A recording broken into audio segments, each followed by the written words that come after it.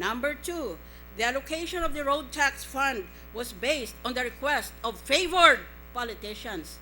Aba, namimili pa sila kung sinong politiko ang bibigyan nila ng pera. Dapat ang politiko na nag-aaral dito sa Kongreso kung paanong hati-hatiin ang pera, kulang na pera ng gobyerno, ang magsasabi sa mga maliliit na taong ito, paano mo gastusin yan dahil kulang na kulang, kailangan paghatian natin yan ng napakalugod na paraan. But sila pala namimili. The allocation of the road tax fund was based on the request of favored politicians, other public officials, and district engineers. This practice is contrary to the prescribed procedures under which the allocation should be made pursuant to the annual work program prepared by the DPWH Road Program Office, taking into consideration the priority projects as determined under the software tool called Highway Development Management Version 4 and TARAS, Traffic Accident Recording and Analysis System of the DPWH. Number 3, funds were diverted from the original objectives of the road tax, which are to maintain roads, improve drainage. Yun ang main objective niya. Pagandahin mong kalsada at siguraduhin mo na pag umulan o nagbaha ay may lulusutan yung tubig na yun at hindi malunod ang mga tao. Install traffic lights and road safety devices and control vehicle pollution. One glaring example of illegal diversion of funds is the PNP Oyster Program for road cleaning and maintenance. Wala silang ginagawa. Ang sabi nilang road maintenance, wawalis-walis sila ng daan, yun daw ang road maintenance nila. Bilyon ang perang binibigay sa kanila at nagbabayad sila ng sweldo ng mga tauhan na pinipili nila para magwalis ng kalsada. Yun raw ang road maintenance nila. According to GOA, this is not a function of PNP but of MMDA and other local government units. In other words, my friends, the bulk of the road tax has not been used in connection with roads and drainage. The bulk of the road tax in billions of pesos has gone to private pockets in the road board, the secretariat, and their cohorts. Taxpayers' money has been spent for shameless graft and corruption, the likes of which are rarely seen even in this corruption-ridden society. Sanay na tayo sa graft and corruption, pero ito, himatayin ka pa rin. 209, World Bank Report. Hindi lang ako ang nagsabi, hindi lang ang COA, pati pang World Bank. The implementation of the road tax law is an unmitigated disaster. Yon ang talagang kalamidad. May pera ang gobyerno pero hindi napunta sa taong bayan nung panahon ng baha dahil napunta sa garbo ng mga magnanakaw sa road board at sa secretariat niya. There is no better proof of its utter failure to improve the drainage than the floods of the killer typhoon Ondoy last September 26 and its successor typhoons. These typhoons destroyed so many lives and properties that on TV, they summoned visions of Armageddon and the end of the world. Akala mo magtatapos na ang mundo eh. Nakikita mo television, yung pinsala na nagawa. Sa halagang 60.5 billion to maintain roads and improve drainage. Ganun pa rin kalawak at kalalim ang mabaha sa Metro Manila at sa marami pang lugar sa ating kapuluan. Saan napunta ang 60.5 billion na binabayad ng mga mamamayang may-ari ng sasakyan? The plunder, shocking beyond belief, of the road tax is documented by the World Bank report dated 24 February 2009 entitled Philippine Transport for Growth. From 201 to 208, the sum of 40.4 billion was released for maintenance of national roads. But the achievement was plain lousy. From 201 to 208, the percentage of paved national roads in good to fair condition rose by only 7.8% of the total length. In other words, only 1.1% of the total length of national roads rose to the level of good to fair condition. The people's money of 40.4 billion pesos is gone with the wind.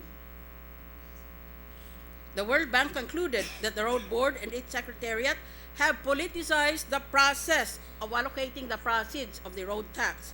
Wala nang criteria kung hindi ang laki ng kickback ng bawat proyekto sa kalsada at sa labasan ng tubig. In other words, hindi na paganda ang mga daan at mga labasan ng tubig, kaya hindi na hinto ang baha dahil sa ating kaibigan si Mr. super graft and corruption. World class pa. According to the World Bank report, compared to other Asian countries, the Philippines has the worst roads. That's because in the whole world, we have the worst road board and the worst executive secretariat. There are two columns. Let me deal with the first column. Percent of paved roads, Philippines 20.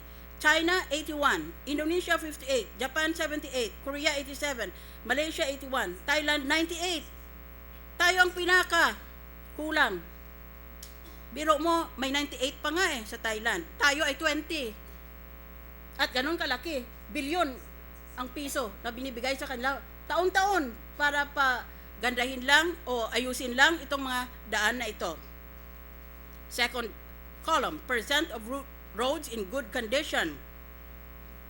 Philippines, 18%.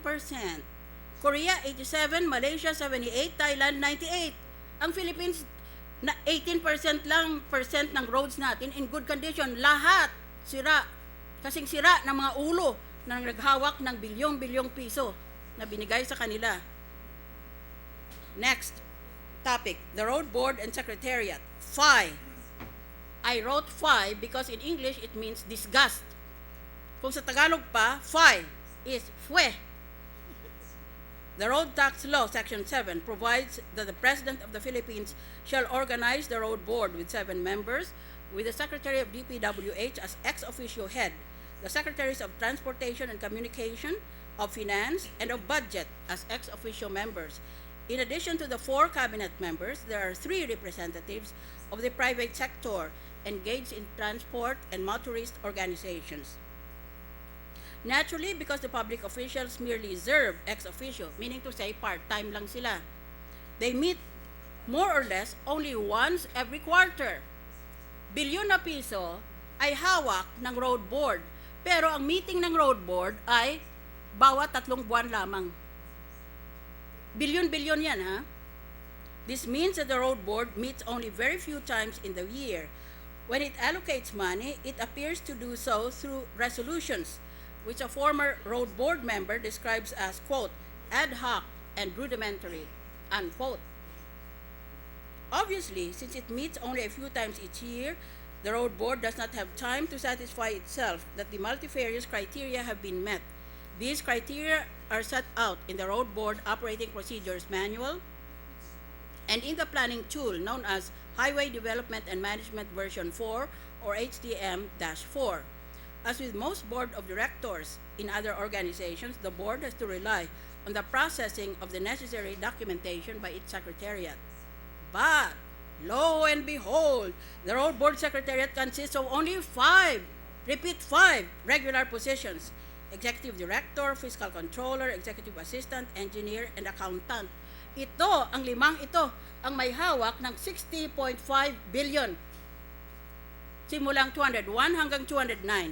Definitely, only 5 technical people cannot adequately monitor the use of billions of special funds, much less supervise projects and activities funded by the special funds. Pakiupo lang ng tuwid dahil ito talagang interesado kayo. I'm warning you. Baka mahilo kayo. The Puno brothers, scandal in the family. Ronaldo Puno is Secretary of Interior and Local Government. His brother, Rodolfo Puno, was Road Board Executive Director from 205 to the first half of 208, or a tenure of 3.5 years. In 208, he was replaced by Danilo Valero, who just happens to have been a DILG Assistant Secretary under Rodolfo Puno. Pag-aari pala, parang close family corporations pala. Itong Executive Director na hawak nila bilyon-bilyon na piso. Yung kapatid doon sa DILG, Secretary of DILG, si Ronaldo Puno. Ang kapatid niya, pina-appoint niya sa Executive Secretariat, si Rodolfo Puno. Pinatanggal dahil nagreklamo sa kanya ang mga congressmen. Ang kapalit niya ngayon, si Danilo Valero, na dati namang Assistant Secretary ni Ronaldo Puno. Pinapamana pala mga pwesto sa gobyerno.